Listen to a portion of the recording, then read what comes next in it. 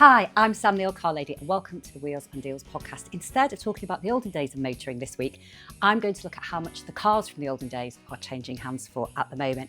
And where better to look than a classic car auction. So I went along to H&H Classic Auctions at Buxton Pavilion Gardens last week and met up with Richy Barnett, motoring journalist for Classic Car Weekly, dealer Jason Hall of Bramhall Classics and Simon Monks of Lot 76 YouTube channel. So I get their perspective on a few of the cars that piqued our interest. As usual, our choice is a little left field. And I challenged them with guessing where they thought the prices would land on the day. Stay with me because of course I do let you know where they end up. And as usual, some of our guesses were way off the mark. If you don't already, please do follow me on all the social media channels. Just look for The Old Car Lady and do let me know what you think about the current classic car market and the prices these cars are fetching. Don't forget to subscribe so you get new episodes every week. It really helps independent podcasts like mine to grow. Right, let's crack on. The first car Richie and I had a look at was a 71 Hillman Hunter Super 1725 offered with no reserve. So do you recognise this, Rich? We saw this at Iconics at the NEC back in November, I think. That's right. We liked it. Definitely. You do like a bit of a resto mod, I know. So this is a big hit with you. No reserve, Rich. Are we chucking our hats in the ring for this one? You think $3,000? Yeah. Okay. Well, what do you think? I think 3 to 4. I think it should do. I think it should be. Should do. Should be $5,000 with. And I wasn't far off. It fetched £5,344, including the fees. I asked Simon from Lot 76 YouTube channel to give me his thoughts on the 1990 20-valve Audi Quattro press car. Yeah, the reason I want to talk about this one, it's a 20-valve car rather than the 10-valve car, so I consider it probably more desirable. This, I'm not sure whether this is Mars red or not, but this colour does tend to suffer with lack appeal. This one seems to be pretty good. What I like about this car, it is a press car, but it does come with a press car premium. So looking at the prices of these, we're talking about a car that I think's guided 50 to 60. I think I'll have to have a look and check that. But normally we'd see these about 40 to 50. Is a press car worth a premium of about £10,000? It's got VAG plates, Volkswagen Audi Group plates, but you can get plates made up. That's not a difficult thing to do. It's got the proper back window where the Quattro's into the back window. Might be difficult to replace those. But the paintwork, it's not too bad. The difficulty with these cars is, as I know, with my Audi V8, is parts supply. Even now, Audi heritage parts, even for Quattros, is quite difficult. It's got a sunroof, which is a mixed blessing. A little bit of drama on the sunroof there. But generally speaking, it looks to be a very, very tidy car. The only thing I would question with the car is just whether it's worth that sort of guidance. So it is guided at 50 to 60. Simon, why do you think press cars demand a high price? Well, sometimes they've appeared in magazines, they've appeared in Evo, they've appeared in Autocar, they might have appeared in Top Gear in period. People like to see them there. But also with press cars, they do have a fantastic maintenance record. When the car comes back from a test, the tyres will be changed, components will be changed. The car will be absolutely at its best when it's been tested by a magazine or by a TV programme. But on the downside, the car will have had a very, very hard life. Potentially a car like this will have been tracked, will have been performance tested. The clutch will have had quite a lot of wear, but the cars are prepared every time they go out. I've had this argument with a few people about the press car thing. They will have had the absolute knackers brushed off them, but generally by people that can drive. Now, these cars do better being driven hard. They were built for driving, they were built for crashing, they were built for rallying, weren't they? I think this is a good example. It's a usable example. It's just whether it will command that sort of premium, 50 to 60. I don't know. That's my concern. What would you take it in for? 45? This one is just showing as sold on the website. I know on the day it got to 47,000. So Simon was spot on. If we add the fees on, that's £54,050, presuming that no more negotiation was done on the day. My pick of the sale, Simon. Thank you. It's a Lagonda Rapide. Fascinating story. Pre-war, Lagonda and Aston were big name, very, very highly desirable marks. By the 40s, they were both in the shit financially. There was a bloke called David Brown who was running a business at the time, producing largely tractors. He was doing very well financially, and he bought them both separately as businesses and merged them. And they got the best of both worlds. So Lagonda got the performance in the engineering of Aston, and Aston got the luxury and the sort of prestige of the Lagonda. So based on the DB5, essentially, but with all the Lagonda styling and luxury. And I know aesthetically they're not to everyone's taste, but I think these are beautiful cars. It's a lot of car for the money. It's now guided, to be honest. They were 2021-ish, going 80 to 100 at the top end, condition-wise. They then dropped down to 70 and 80 and look good value. They then dropped down to 50, 60, look good value. And now they are sub 50 with bells on, unfortunately. This is guided from, so this was up at auction last year. It's guided at 50 to 60 when I saw it go to 45 to 6. Yeah. It's now starting at 38. Yeah. Guided at estimate 38. Which, do you know what? It's priced to sell. You know, it's great to see people recognising the market value of a car instead of flogging the dead horse with the 100 grand thing, you know, but I think this will fly. I don't know whether because it is guided so sensibly, whether it won't do a little bit more, because I suspect it might get quite a lot of interest. Great to see the Rapide do well. It sold for £50,625, including fees. And then we had a look round outside with Richy Barnett of Classic Car Weekly and Jason Hall of Bramhall Classics. Delighted that we're stood in front of a Bristol, Jason, and you've not managed to make... any sort of... No, because we've made that quick. We decided we're better. We came here a while back and they had 2 of these. I said, we're not going to make the joke, are we, Jason? Because we're better than that. No. Yeah, looking at that Maserati over there, in the 80s, in fact, I can tell you exactly when it was. I think it was about 1986. I had a garage in Stockport with a pal, and Maserati called round and said, Right. would you like to have the dealership for Maseratis? And we're like, oh, yes, please. And they wanted 25 grand. And they said, you get 2 cars and a load of spares. And I said, oh, what cars are they? And they're like, well, it's a whole brand new range. One of them's called a bi-turbo, and the other one's called blah, blah. And then they eventually, reluctantly, out of his suitcase, brought this catalogue out. And it's like, we'll have a think about it. He just didn't want to show us an actual photo of the car. So it wasn't big and glossy? Not really. The car or brochure? Neither.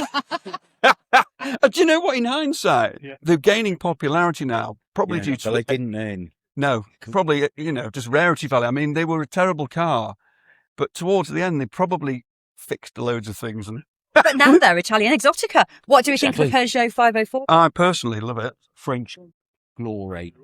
You cannot beat this. I'm sorry, but I'd have this in preference to a CX.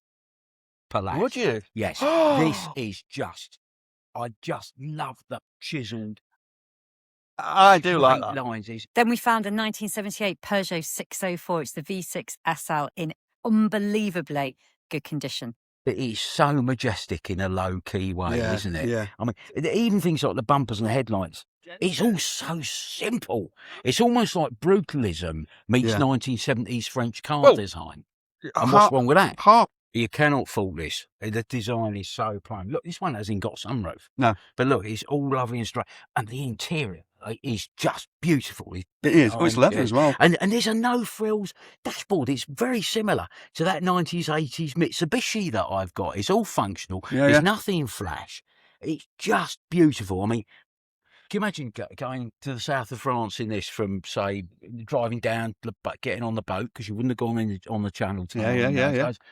Wafting down through to the south of France. It would be nice. Because this car is proper old money French car. Look at that rear blind. I would die for that. It has to be, to buy one of those as an accessory now, it's got to be 300 to 500 quid. It must be. And just how cool is this car? It's plain, and look at this automatic. Automatic as you well. You can't get fairer than that, can you? Yeah. Or better even than that. Well, I see, love this. From the side, love it. a little squint, a slight squint. Yeah. And I'm channeling a Mercedes 280 SE. Your mum, wasn't I think it? it'd take a slight swing 3 bottles of wine before I... No, well, Some good but, and the other thing why this is cool is, for a decent upmarket car, they put the aerial on the back wing, on the front. Yeah. Sorry, the antenna is I hope on the it's back electric. wing. I'm guessing it'd be electric. Well, there wouldn't be any vandalism. Me and Sam were saying the other week, we were stood next to a car with an electric air, and we were saying, isn't that just a great... It was an MR2. It wasn't even a particularly nice car, but we loved it because of the aerial. Well, there's nothing... I love all the ones they do in Japan where they go on the gutter. Yeah. And they're like the big V shape. Yeah. Or that funny little one they have on the front bumper. I've got one of those now, as Sam will tell you, on my Kia. That picks up one on the Kia. Picks up your traffic signals, doesn't it? No, it's a parking thing, so you don't bump the walls. Oh, because I had a Lexus that had one. And on the radio, there was a button you pressed for like a very rudimentary Japanese traffic system. You know, like that one that you used to have on your steering wheel that had LEDs that went north, south, east, west.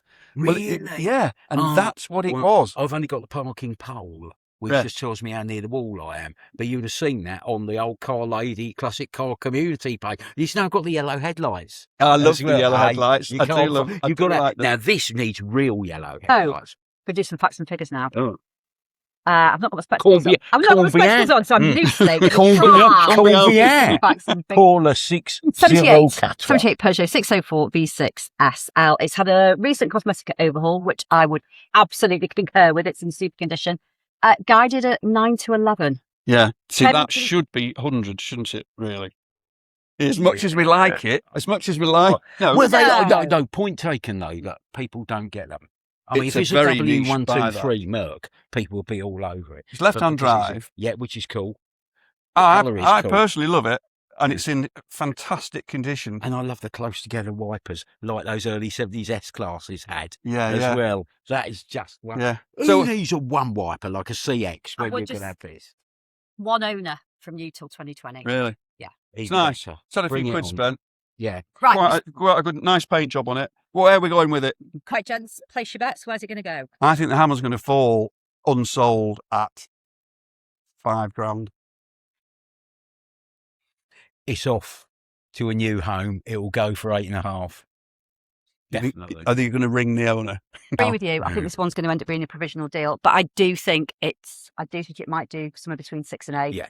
I think a couple of people on the day. I think it's a really special, unique car, and I think if you're building a collection, this is well worthy of a spot in it. Yeah. Forget your W123s, kids. Well, this is don't what you forget want. your W123. Well, no, in this instant. So this one did not sell. It got to £6,000 on the day. So me and Jason weren't a million miles away, but it did not go to a new home. Next, we look at 1978 Citroen GS Clubs. Bit of me. This is... So people either love these, hate them, or have a love-hate relationship with them. Which one are you, Rich? Jace, don't go away, because I'm going to ask you to sit in. Absolutely nothing. I like There's them. everything about... Now, I'll tell you what, let's be sort of semi-political. Why, in this day and age, do you need a car any bigger than this? It's got room for 5, it's got a boot, and it's got a spare wheel. It's got a spare wheel. So what else do you want? I mean, it's economical, reliable, comfortable, handles Hydro-pneumatic suspension. looks the part, and look, it'll go in most domestic garages. And in fact, this should still be made today. It's lovely. It's a lovely mix of sort of slight French eccentricity with a bit of accepting there are other markets beyond They did a La wank Belle France. rotary one of these. By rotor. By rotor, Yeah. With the NSU engine in. I did not know that. Yeah. Worth a fortune if you From can a get Bro them. 80? Yeah, but most of them were scrapped. Yeah. Weren't they? Because They took them back. they were And they didn't work. Did they ever use them tried as their own? Yeah. Yeah. They had Worse. They had all those Probably problems worse. plus a load of Citroen problems. Yeah, exactly. Let's get two problematic cars and pop them together. Yeah. Citroen Maserati. Bingo. Oh, but I'll tell you what else I like about these. Dog dish hubcaps. Fantastic. Yeah. They even sound good. Isn't it? I love it. Oh, she's very harsh. She's harsh, isn't she? So, gents, no reserve. Where are you pitching it? I'm going to pitch it quite strong. Yeah, I am. I'm Because there's such a strong Citroen following. going to go four to £5,000. Damn you, sir. That's exactly what I was going to say. 4 to 5 grand. Well, let's We were well off the mark with this one. It did sell for 6,750. You two can keep your Citroen. You're not going after that Merc. So we've got a bit of history with these, haven't we? 190 Ponton. Yes. I love them. I think absolutely love them. That's what it would have looked like if we'd persevered. Yeah. So I sold a car for Jason. He had a project car in his storage unit that was a 190 Ponton that had the file from day one. 80 full services in the service book. 80.